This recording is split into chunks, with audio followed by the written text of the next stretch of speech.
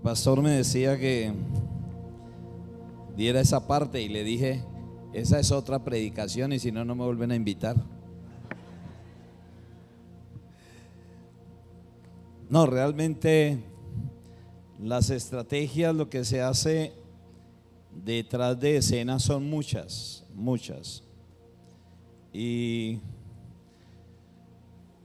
si nos da el tiempo, le decía al pastor José que si nos da el tiempo, ya más que predicación, una enseñanza, lo podríamos mirar. Sin embargo, les daría todo el paquete, pero veo que van bien, van avanzando en lo que se está haciendo. Solo algunos pequeños elementos que es importante, sí. No voy a predicar de eso, pero es que ahí sí empezamos a pisar callos. Empezando porque lo primero que hay que trabajar es identidad. Entonces no veo el aviso de la iglesia aquí. Cambiemos el tema. Y Daniel capítulo 10. ¿Sí ve que ahí ya empezamos? Porque hay que trabajar mucha identidad, mucha. Si es un cuerpo, entonces tenemos una huella, una marca, y es única. Y usted es Cruzada Cristiana y tenemos una identidad, una huella, y es única. El que nace cruzado, donde vaya, es cruzado. Así vaya donde vaya. Entonces, vamos a ir a la palabra. ¿Cuántos micrófonos, hermanos? Bueno, vamos a ir a la palabra. Dios toma el control ahora y tomamos cautivo todo pensamiento en el nombre de Jesús. Reprendo toda divagación de la mente ahora en el nombre de Jesús. Padre, que esta palabra halle fruto en el corazón y traiga, Señor, la respuesta, el fruto al 100, al 30 y al 60, Señor, en el nombre de Jesús. Amén. Daniel capítulo 10. Este mensaje se llama La palabra es verdadera. Daniel capítulo 10 dice: en el año tercero de Ciro, rey de Persia, fue revelada palabra a Daniel, llamado Belsasar. Y la palabra era verdadera y el conflicto grande, pero él comprendió la palabra y tuvo inteligencia en la visión. En aquellos días yo, Daniel, estuve afligido por espacio de 3 semanas. Amén. Toda esta historia inicia, y quiero iniciar con esta parte del capítulo 1 de Daniel, porque quiero que usted en su mente empiece a hacer todo un escenario. ¿Cómo es la escena? Entonces hay un rey que está siendo muy famoso, llamado Nabucodonosor. Pero el rey Nabucodonosor solicitó, recuerde que Israel está afligida por los caldeos, por Nabucodonosor. Los tiene esclavos, los tiene exiliados. Si hay algún aquí venezolano, sabe que es estar en el exilio. Y de por sí que las costas, estos lugares, corren mucho al exilio. Hoy en día ya no son solo venezolanos en Colombia, sino colombianos en otros países. Ese es el exilio, pero solo que en ese exilio que estamos viviendo es voluntario. En el exilio de Israel era obligatorio, era bajo la presión del imperio caldeo. Ahora, están exiliados. Hay jóvenes como aquellos jóvenes en el exilio que quedan con los padres abandonados. Y está sucediendo en nuestra nación, aunque no tan marcado como los venezolanos, que realmente se parten las familias. El hijo en un país, el papá en otro país, y todo está así en el exilio. Entonces, jóvenes que a muy temprana edad quedan abandonados, solos. Entonces mire cómo está demarcado las cosas. No nos queda difícil ponernos en la mente la escena porque prácticamente se está viviendo. Y vuelvo y reitero, si usted es venezolano, sabe que es estar en el exilio, en otro país como extranjero, donde te van a marcar, te van a mirar diferente, donde no es igual que estar en el país propio. Están en un país ajeno. Exactamente está viviendo los jóvenes de Israel. Pero dentro de ellos hay un joven con 3 amigos, que es un joven llamado Daniel. Tiene aproximadamente sus 17 años. ¿Sabe que me marca esto? Cuando encuentro, porque veo aquí varios jóvenes, cuando encuentro jóvenes que fueron marcados por Dios. José tenía 17 años, David más o menos por la misma edad. Ahora encontramos un Daniel, pero un Daniel exiliado, solo, abandonado prácticamente, en un país desconocido. Ese Daniel, el rey dice: vayan por las calles. Mire la escena. Vayan por las calles, búsqueme jóvenes con perfil para estar en mi palacio. Jóvenes que tengan como pinta de ser príncipes, como hijos de rey. Mire esto, mire la escena. Vayan por las calles y búsqueme jóvenes con este perfil que sean dignos de estar en el palacio del rey. E imagínese en esta escena que fuera este tiempo. Joven, ¿usted calificaría? ¿Sabe cómo sería? Porque si hay algo que tiene un joven de palacio, es glamour, estilo.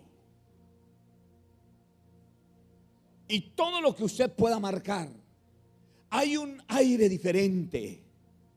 Hay algo diferente en esos muchachos.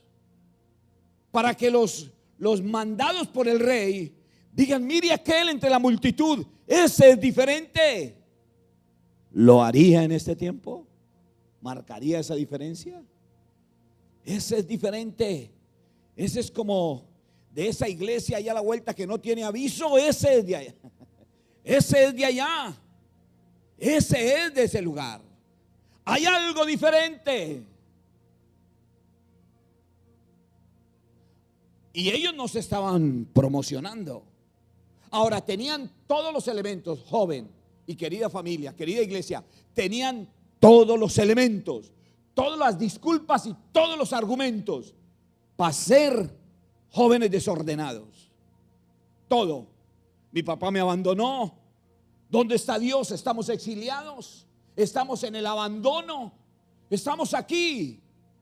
Pero no. Ese Daniel ahí marcó la diferencia con sus amigos. Ese Daniel en el exilio no perdió su estilo. No perdió la imagen de Dios en él.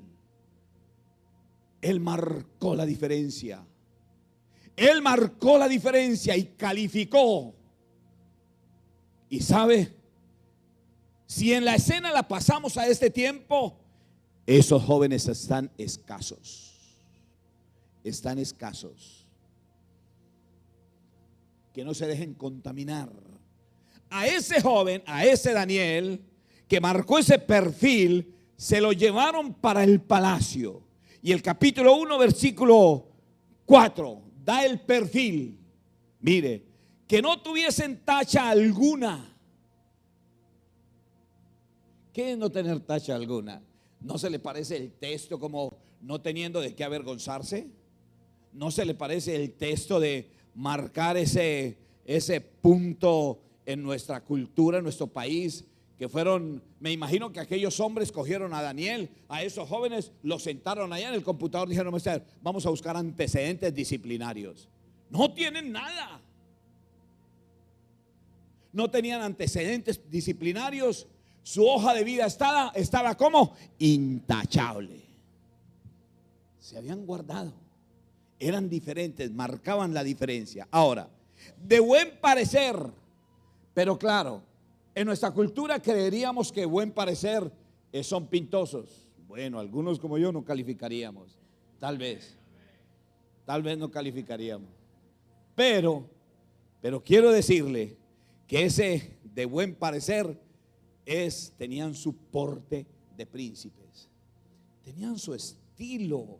Porque es que quiero decirle, joven, quiero decirle que a mis pasados 50 años, como hijo de pastor en medio de esta sociedad, mi cuerpo no está ni marcado de nada. Y teniendo todas las oportunidades, y como le dije un día a unos jóvenes, y teniendo la oportunidad porque me obligaron a fumar marihuana, pero de la buena, cuando la vendía Escobar, ahorita es puro cilantro revuelto. Y muchos jóvenes de ese tiempo no nos dejamos llevar. Ese era Daniel, con todas las oportunidades, todas. Porque no por la pinta, pero sí por ser hijo de pastor, una persecución, pero ahí nos guardamos. Ese era Daniel, de buen parecer, sabios, entendidos. En medio de esas circunstancias, en esa escena, Daniel es llevado al palacio y él propuso en su corazón no contaminarse. No me haga de la comida doctrina.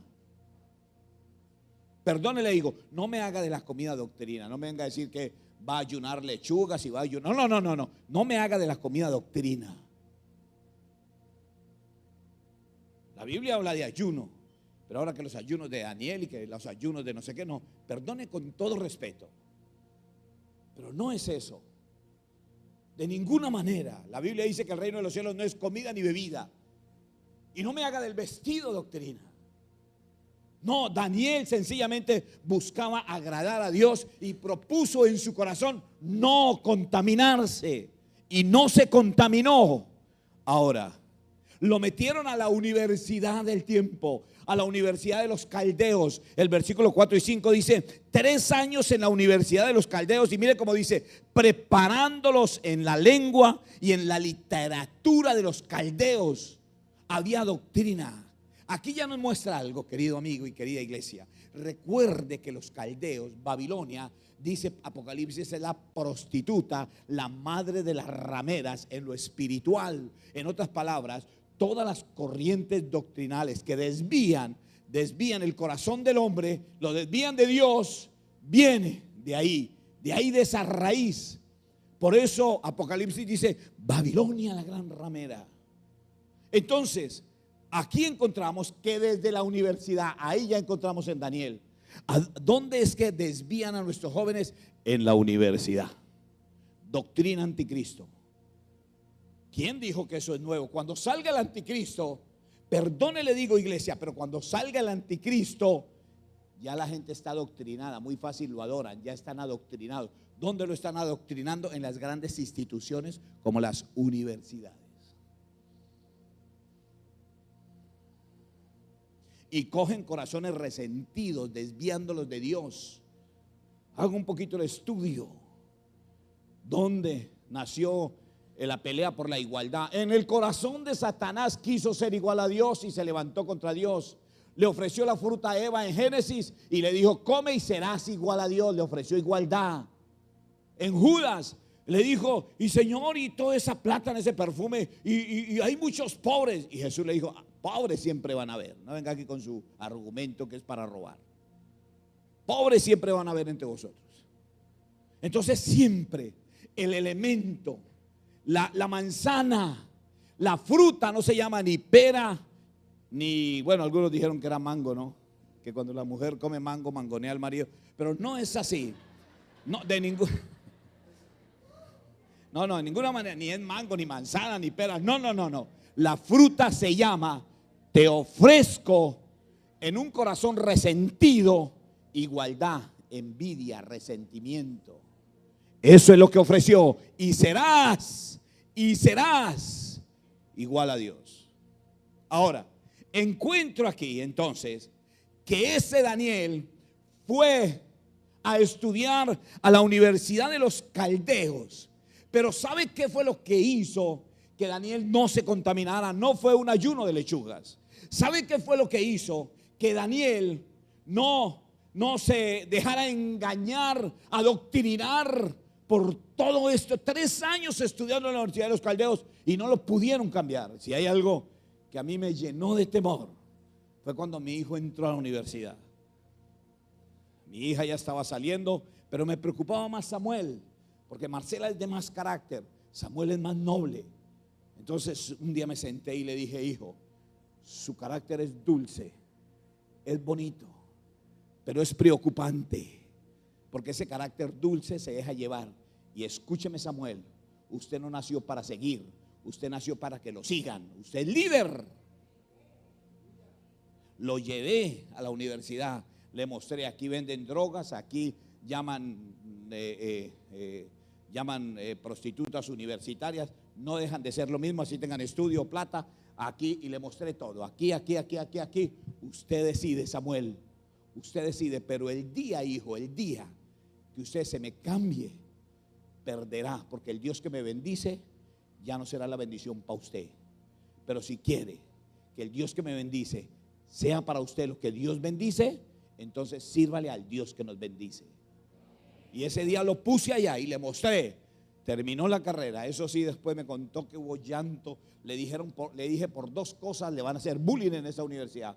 Una, por ser cristiano, y se van a enterar porque usted es diferente, porque no hace lo que ellos hacen, porque de aquí salen allá al frente y usted no lo hace. Efectivo, al primer semestre ya sabían que era cristiano. Y segundo, por ser de Soacha, porque en Bogotá hay una estigmatización, un estigma contra los soachunos. Contra los soachunos. Usted va a cualquier oficina y por favor, y le dicen a usted la dirección: Soacha. De una vez, así. Le dicen Soacha y lo voltean a mirar. Sí, Soacha. Si hay algo de lo que estaba preguntando el pastor, si hay algo que trabajé en los soachunos de la iglesia, fue: tengan identidad y con orgullo diga: soy de Valledupar, soy de Soacha, soy costeño a mucho honor. Amén. Dijo un costeño. En la iglesia tengo muchos costeños, y alguna vez que di un mensaje dije: algún moreno, y hablando algo, y cuando me terminé me bajé el púlpito y un moreno que tengo ahí bajo y me dijo: diga negro, pastor, no le dé miedo, diga negro. Bueno, y es más, le dije a los negros Dios los ama tanto que en la Biblia, en la única parte que Dios castigó a una profeta fue por levantarse contra una negra. Y léalo, a una profeta por levantarse le dijo: te callas. Déjelo ahí, ese es otro mensaje para que me inviten. Entonces, ¿qué fue lo que no permitió que Daniel se contaminara? Está en capítulo 6, versículo 3. En Daniel había un espíritu superior. Ahora le hago la pregunta: el mismo espíritu que estaba en Daniel, ¿no está aquí con nosotros? ¿Seguro? Ustedes se meten en problemas. Ahora hablamos de la presencia de Dios. Ahora les digo: el mismo espíritu que había en Daniel no está aquí con nosotros. Es un espíritu superior. Dios ha puesto en la iglesia un espíritu superior. Ese mismo espíritu estaba en Daniel. Cuando usted camina en ese espíritu superior, con ese espíritu superior, cuando usted camina con alguien, yo aquí conocí a su pastor, he estado caminando. Cuando usted camina, eso se llama relación. ¿Cómo se llama? Relación. Cuando hay relación, escúcheme esto, iglesia.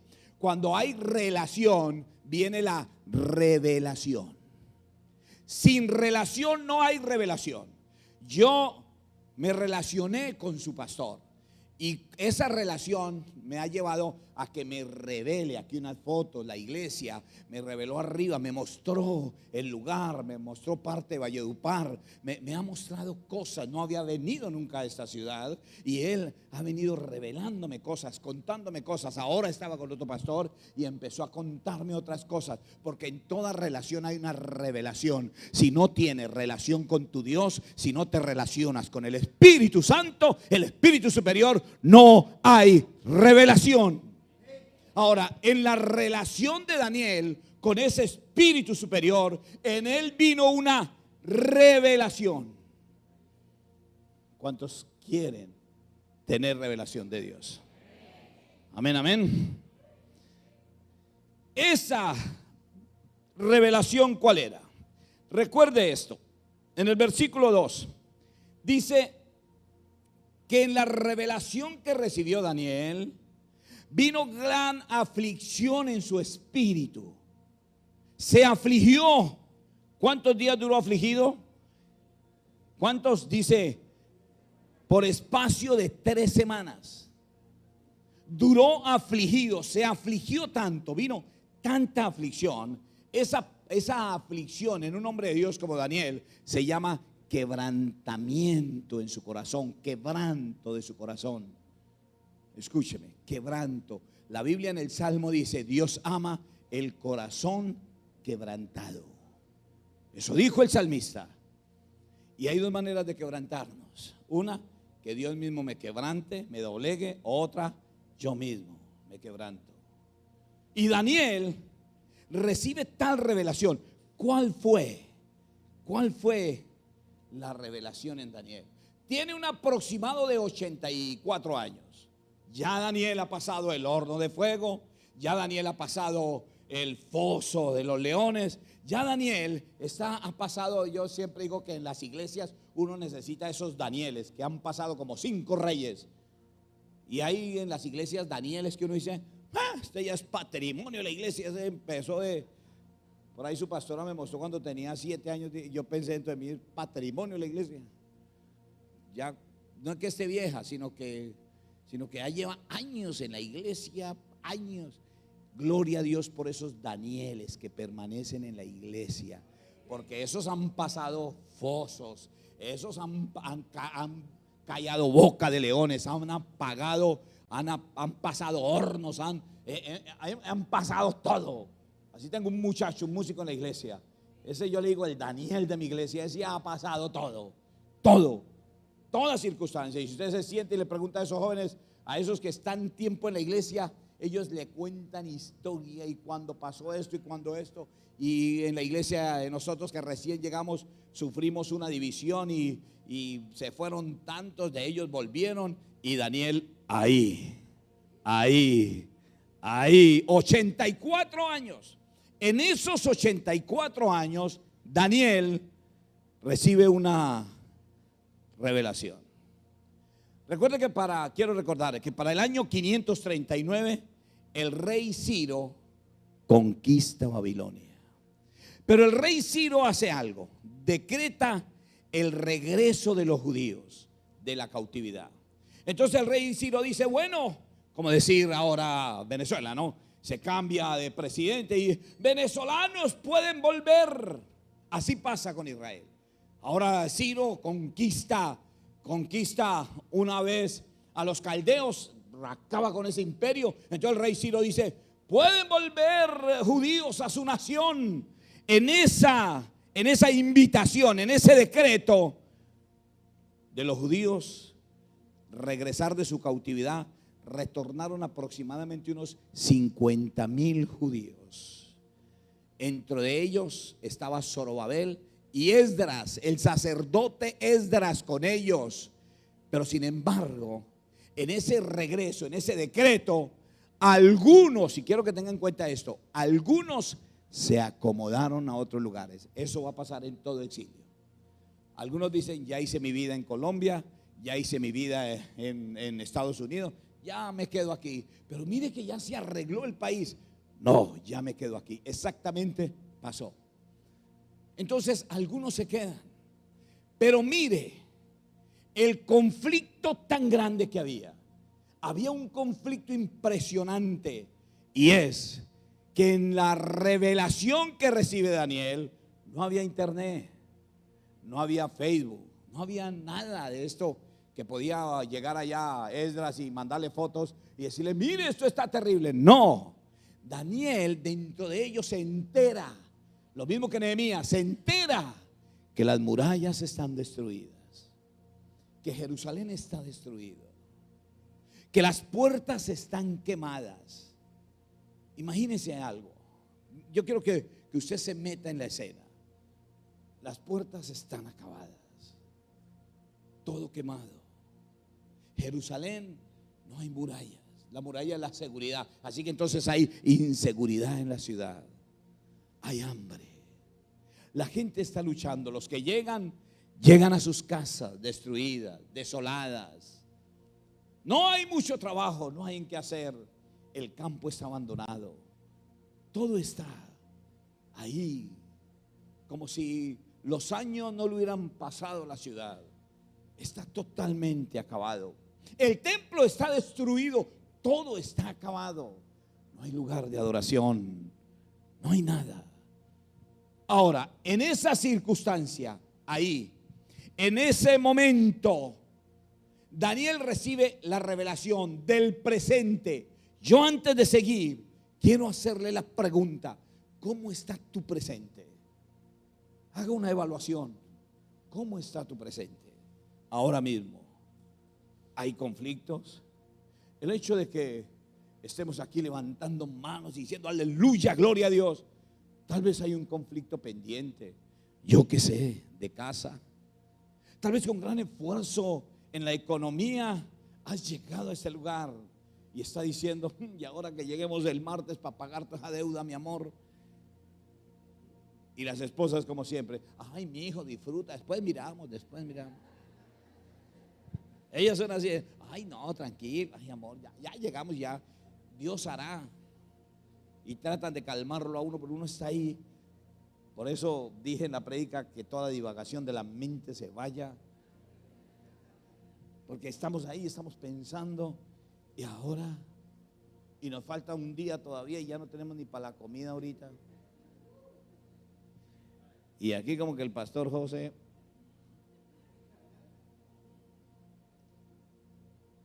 ¿cuál es? ¿Cuál es el derrotero? ¿Cuál es? Anoche el pastor que predicaba y dijo, y la mujer estaba llorando. ¿Cuál es tu llanto ahora? ¿Cuál es tu llanto? ¿Cuál es tu llanto? ¿Cuál es el presente? Lo que se está viviendo. Está terminando año. Y tal vez está pensando, mientras está aquí, está pensando en la universidad de su hijo. ¿Cuál es? ¿Cuál es el conflicto? Pensando, mientras estamos pensando en crecimiento de la iglesia, hay algo personal que está destruido, derribado, que los muros están abajo, que hay algo que nos aplasta, no nos quiere dejar levantar. Y no podemos divorciarlo, quitarlo de ahí. Es algo que usted lleva personalmente, que está luchando, batallando, que aún, bueno, este es otro mensaje, ya van 3 para que me inviten, que aún está pensando en creer más en el Dios dólar, en el Dios país, que en el Dios poderoso. Arrodillarse ante el dólar creyendo que la solución es irse para Polonia, para Canadá, para todos estos países que están esclavizando a la gente, haciéndolos olvidar de Dios, y la gente corriendo, olvidándose de Dios, creyendo que con el dinero soluciona, y nada, el problema sigue. ¿Cuál es tu llanto? Daniel tiene 3 días de llanto, mirando su ciudad, mirando el colapso, mirando impotente ante las circunstancias. Ya con estos años, 84 años, ya, ¿qué hago, Dios? ¿Cómo puedo ayudar a mi país, a mi nación, a mi gente? ¿Cómo puedo ayudarla? No quisiera avanzar. No quiero avanzar sin que ubique tu llanto. O tal vez has estado esperando un ministerio. Está esperando un ministerio, pero el pastor ya se pensionó y él está pensando en sacar otra pensión y nada, no suelta. Y usted ahí sentado, pero aquí no veo luz, no veo nada. Así estaba Daniel, todas las puertas cerradas. ¿Para dónde voy con estos años? Salir de este lugar. ¿Cómo corro? Hay una aflicción personal en Daniel. Lo que no hizo los leones, lo que no hizo el horno de fuego, lo hizo al enterarse de la aflicción de su pueblo. Y más cuando viene una revelación en él. ¿Y sabes qué dijo Daniel? Se paró y dijo: el conflicto es grande. ¿Qué dijo? Dígalo duro. El conflicto es grande. Pero ahora quiero decirle, y con todo respeto de los pastores y de los que predican, pero si hay alguien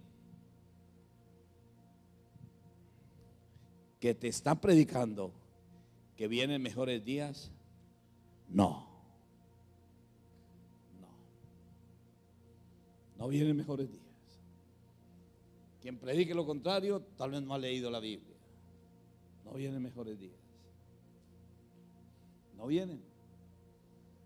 No estaríamos en tiempos proféticos. Estamos a escasos pasos de una guerra. Estamos a escasos pasos de hambrunas. Llegará el tiempo, y estamos cerca de él, que serán odiados los ambientalistas, los animalistas, porque la gente está así: cuida un grillo pero aborta un niño.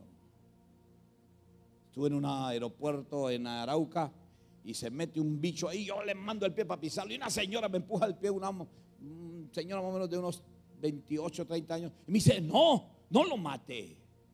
Le dije: perdón.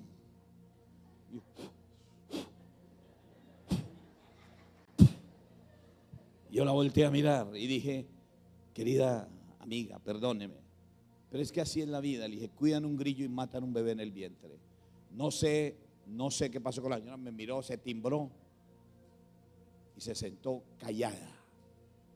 Algo había en ella, algo le dije. Le dije: pero así está la sociedad, con todo respeto. Mientras abortan un bebé, cuidan un perro, cuidan un mosco.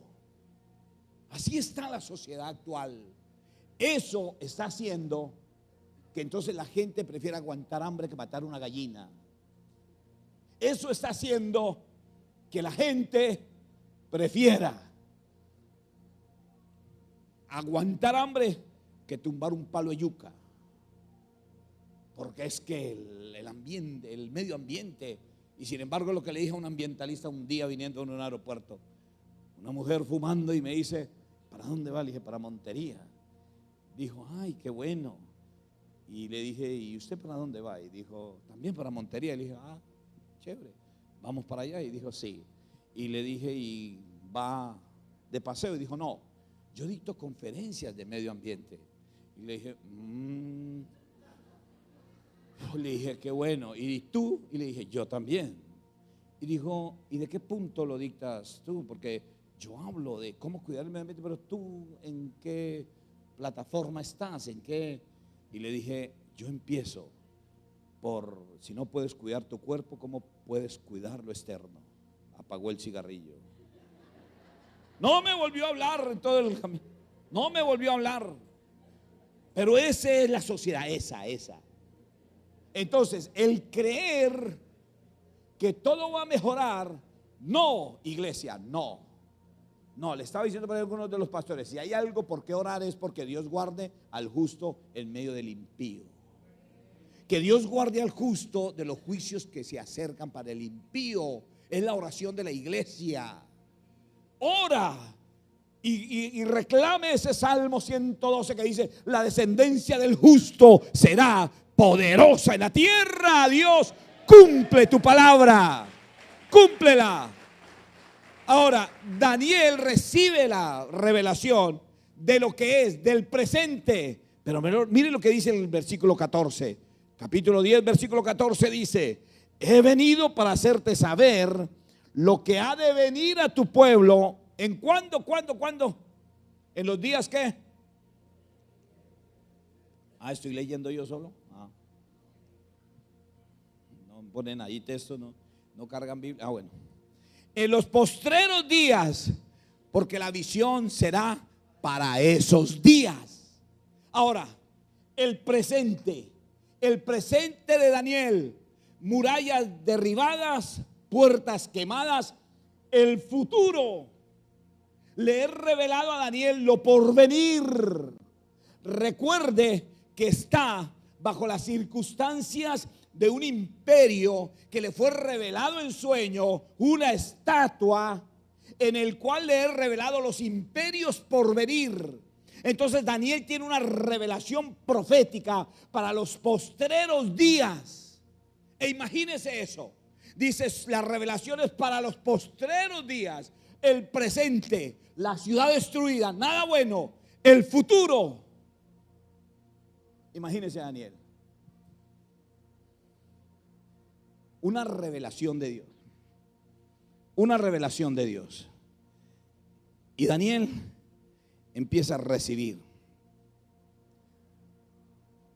En los tiempos donde había moral, en los tiempos donde el pueblo es más conservador, en los tiempos donde la sociedad tiene principios, en los tiempos donde la sociedad era un escándalo un divorcio, un escándalo la inmoralidad, era un escándalo en aquellos tiempos, como cuando nuestros abuelos escondían a su hija cuando resultaba embarazada sin casarse.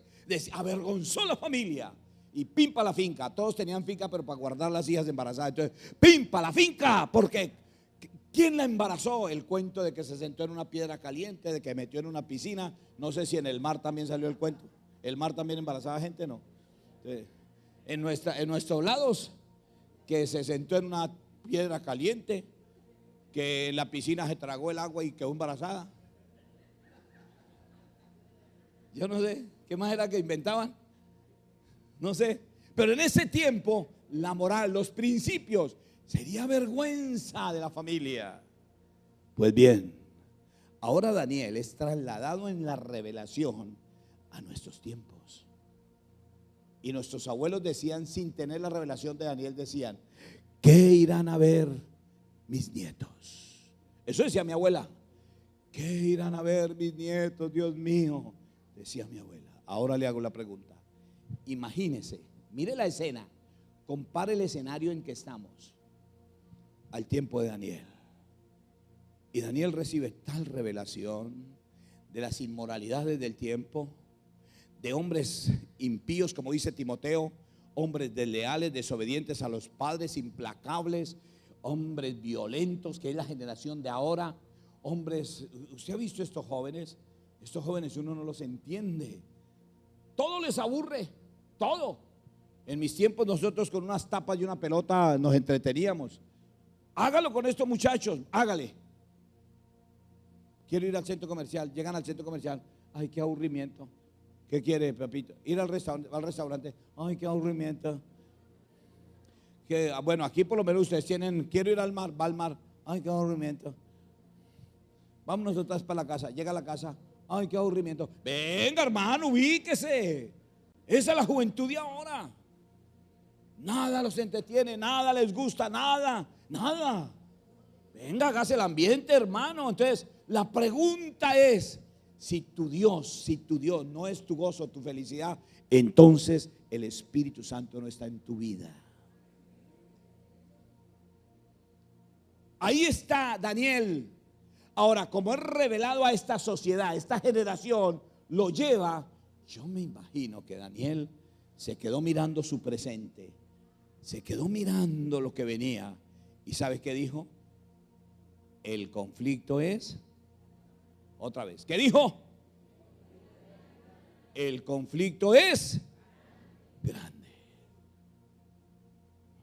Métase en la escena. ¿Cómo está su economía? Su vida, sus proyectos, sus sueños. El conflicto es grande. Estos gobiernos que están acabando con las economías, con el país, es profético. Todo esto, la inmoralidad. Ya uno no sabe si es mejor que a los 12 tengan novio, no hay resulten con novia. Entonces uno se queda ahí. Yo a veces le digo a mi esposa en el colegio, 12, un niño de 12 años, no, dice que con novia, ay amor, es mejor, ay, gracias Dios. Sí, ya uno no sabe qué es mejor. Por lo menos le gustan las niñas, déjelo. Ya uno no sabe qué es mejor. Es un conflicto, el conflicto es grande.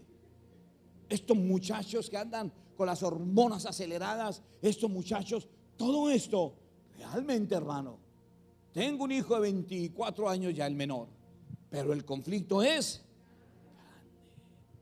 grande. Ya las hijas, la esposa, uno no sabe si trabaje o no trabaje, donde vaya el patrón, el amigo, todo el mundo es, para allá dijeron, ¿cómo era? Echándole los perros. Bueno, allá en Soacha decimos, le botó las 400. Entonces uno se da cuenta, todo esto, porque el conflicto es grande. Es el pan de cada día. Esto es el pan de todos los días. Inmoralidades, pornografía, adicciones. El conflicto es. Pero en medio de la revelación, el profeta se para en su presente, mira hacia adelante y dice: oh Dios, el conflicto es grande. Pero vuelve el espíritu, y como tiene un espíritu superior, y dice: pero sobre el conflicto grande, diga conmigo, la palabra es, otra vez, aunque el conflicto es grande, yo lo digo otra vez, aunque el conflicto es grande, dígale al que está, dígale, la palabra es verdadera. Ahora, cuando la palabra es verdadera, Jesús dijo: cielo y tierra pasará, pero esta palabra no pasará. Esta palabra permanecerá. La palabra permanecerá. Pero claro, cuando Mateo 24:35, Jesús dijo: cielo y tierra pasará y esta palabra permanecerá. Quiero que comprenda esto. Dios no lo llamó. No. Dios no lo llamó, porque es que a nosotros nos enseñaron que Dios nos llamó a darle órdenes a Dios. Cambia tu oración. Deja de estar diciendo: Dios haga, Dios. No. Declare la palabra. Otra vez.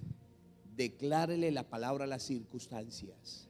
Cuando se le presentó Satanás en el capítulo 4 de Lucas y entró en la tentación, Jesús no dijo: Padre que está en los cielos, dígale. No. Jesús dijo: escrito está. ¿Cómo le dijo? Escrito está. Sea una iglesia, sea un cristiano de escrito está. Deja de estar dándole órdenes a Dios. Dios vaya, Dios venga, Dios. No, Dios no es tu mandadero. Dios dijo: mi palabra está escrita y esa palabra permanecerá. Y aunque el conflicto sea grande, esta palabra es verdadera. Declárale la palabra a las circunstancias.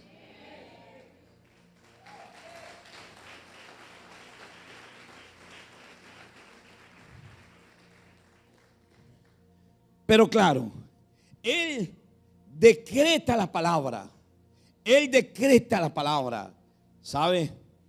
Cuando Él empieza a decretar la palabra, da una palabra revelada, una palabra escrita. Y podríamos sacar todo un listado. Háblale a tu enfermedad y dile: ciertamente Él llevó mis enfermedades y mis dolencias, y por la llaga de Cristo me declaro sano. Declara la palabra. Aunque ande en valle de sombra de, a la inseguridad declárale la palabra, aunque ande en valle de sombra de muerte, no temeré mal alguno, porque Él está conmigo. Pues a sus ángeles mandará cerca de ti que te guarden en todos tus caminos. Declare lo que escrito está. Ella sola, la palabra sola, te defiende. Amén, amén. Pero ¿sabe que a veces para qué usamos la palabra? La Biblia dice que la palabra es la espada del Espíritu, no suya, del Espíritu. Relación con el Espíritu, porque el Espíritu que hay en ti es superior. Deja que el Espíritu Santo traiga a memoria la palabra. No use la palabra para descabezar hermanos. Para eso la usamos. Vemos la falla en el hermano. Los mentirosos no heredarán el reino de los cielos. Son ching, ton, ton. Y cogemos a la hermana y yo. En mis tiempos, perdón, abro comillas aquí, en mis tiempos, cuando la iglesia a uno le decían, salude a un hermano con un texto bíblico, y uno se paraba, saludo fulanito, y entonces ahí aprovechaban los enamorados, ¿no? Entonces, hermana, paloma mía, hermosa mía, ¿sí? Entonces uno así, donde tu Dios será mi Dios, donde tu pueblo mi pueblo, y donde tú murieres moriré yo. Sí, entonces declaraban y uno se paraba y uno buscaba. Pero habían unos que era para echarse vainazos. Y había uno, y una vez se levantó uno que todos soltamos la risa porque paró y le echó el vainazo a uno. ¿Tú qué dices? Que eres rico y eres un pobre desventurado. Y todo, uy, estuvo dura. Entonces a veces usamos la palabra para eso. Sacamos la espada y chum, chum, y escabezamos. Y todavía decimos, no, mi hermano, la palabra no es para eso. La palabra no es para atacar a tu hermano. La palabra es para declarársela a las circunstancias. Porque aunque el conflicto es grande, la palabra es verdadera.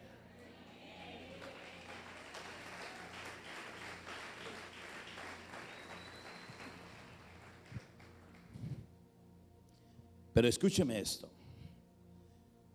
Pero también la otra parte de Daniel es que él declaró la palabra, pero vea cómo dice el versículo 10 otra vez, versículo 1.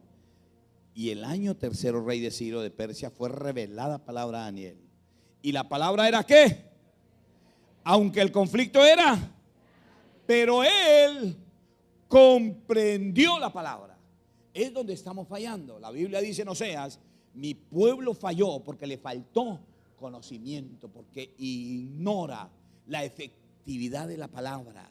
Si hay algo que el enemigo está haciendo ahora, con todo respeto, es quitando de las manos la Biblia. Podrás tener 10 Biblias en tu celular, pero no dejes de cargar tu Biblia. Podrás tener 10 Biblias en tu celular, lee tu Biblia de papel.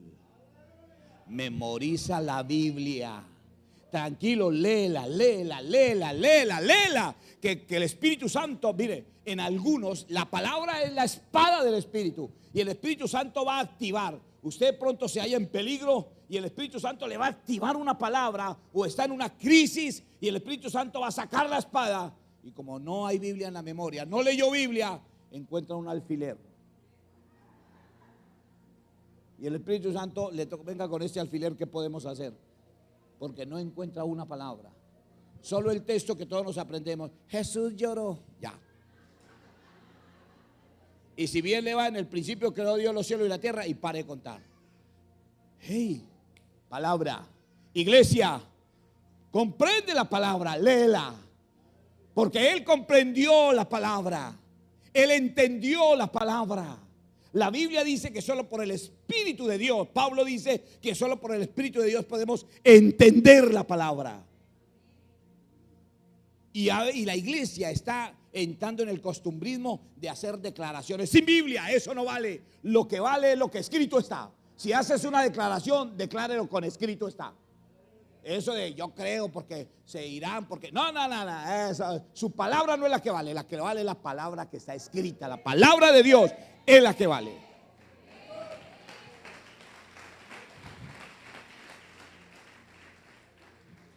Comprendió la palabra. Pero sabe,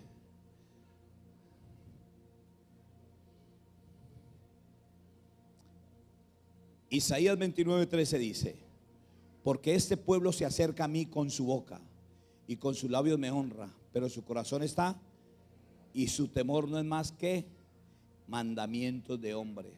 Cuidado, iglesia. Iglesia, cuidado. Comprende la palabra. Tesalonicenses, el apóstol Pablo dice que al que resiste creer a la verdad, Dios le envía un espíritu de mentira para que crea la mentira. ¿Y sabe cuándo lo dice? Cuando está a punto de salir el hombre inicuo. Es el tiempo donde muchos están resistiendo la verdad porque no comprenden la palabra y están creyéndole a falacias, a cuentos de hombres. Y no, cielo y tierra pasará, pero esta palabra, cuando a mí me dicen, los jóvenes de la universidad ahora dicen, porque ahora está así, el humanismo dice que ese libro es anticuado. A mí me dicen ese libro es anticuado, dice, más poderoso, le digo, porque si es tan anticuado se está cumpliendo tilde a tilde, palmo a palmo lo que escrito está. Ahora, dice, y aquí quiero que mire esto, y comprendió la visión.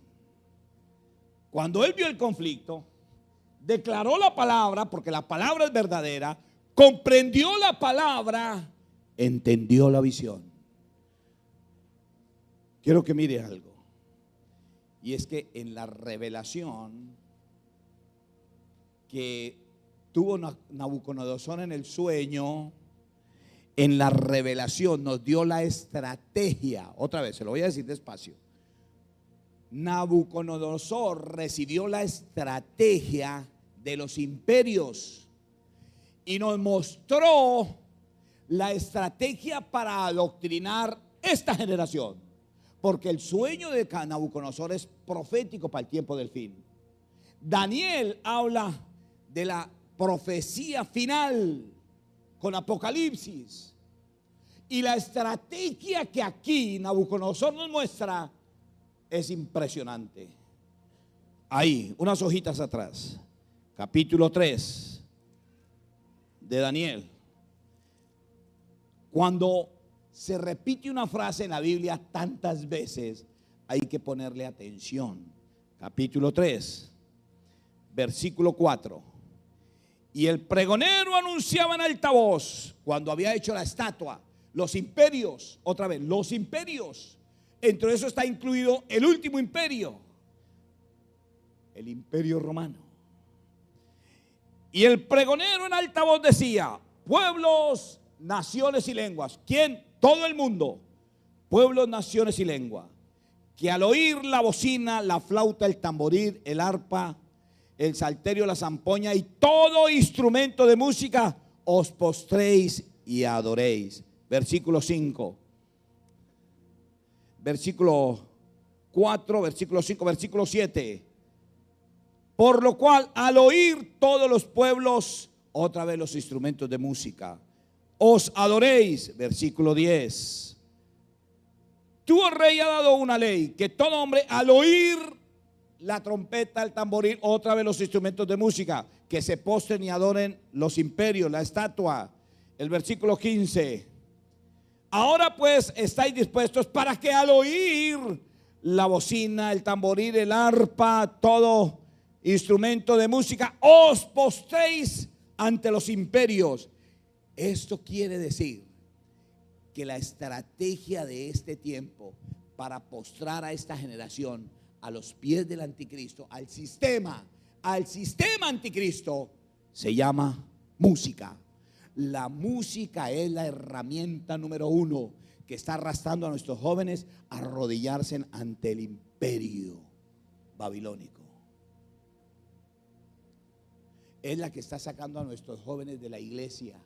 Es la que está permeando y está destruyendo y acabando, porque es la estrategia que usó el sistema babilónico, el sistema anticristo.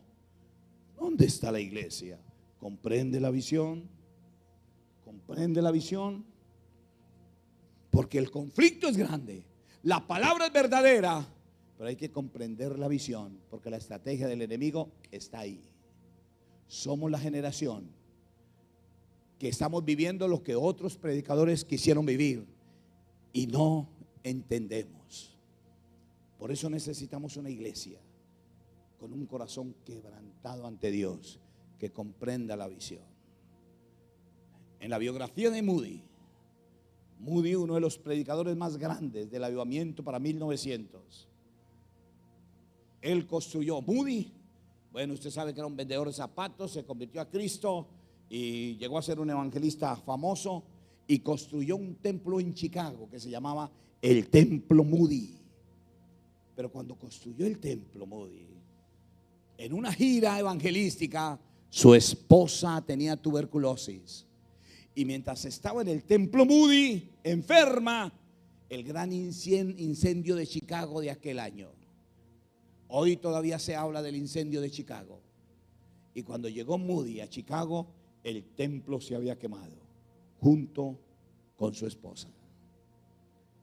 La biografía dice que Moody, en aquel lugar, el templo quedaba en una esquina, había una calle cerrada, y dice que Moody llegó allí, se tiró al piso, dio de golpes el piso y exclamó y dijo: Dios, si hasta ahora el mundo no había conocido un hombre con corazón quebrantado, lo conocerá de ahora en adelante. Se dice que Moody se levantó de ahí y su ministerio fue 3 veces más grande de lo que había hecho hasta ahí.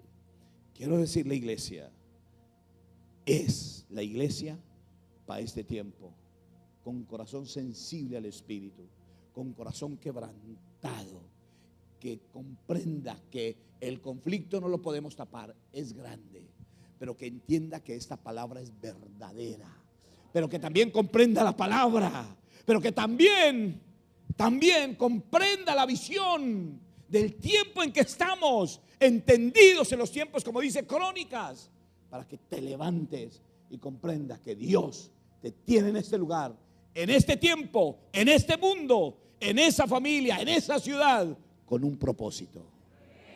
Descúbralo. Colóquese de pie.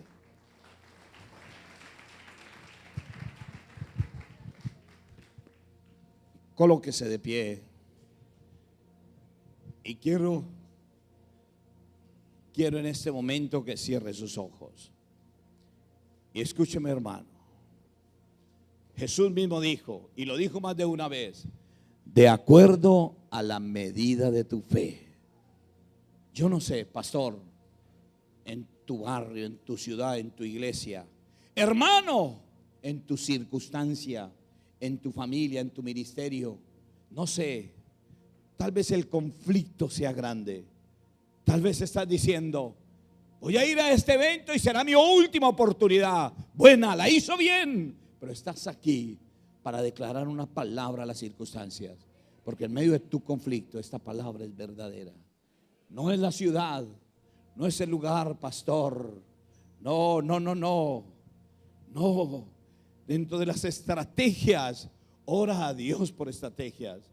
En testimonio de fe pudiera contarle un montón de ellos, cómo Dios nos ha llevado de un nivel a otro, pero ha sido de rodillas, quebrantando el corazón y diciendo: yo solo no puedo, Dios, yo solo no puedo, porque es que todo esto, la gloria es de Él, no es lo que hayamos hecho, es lo que le hemos creído a Él.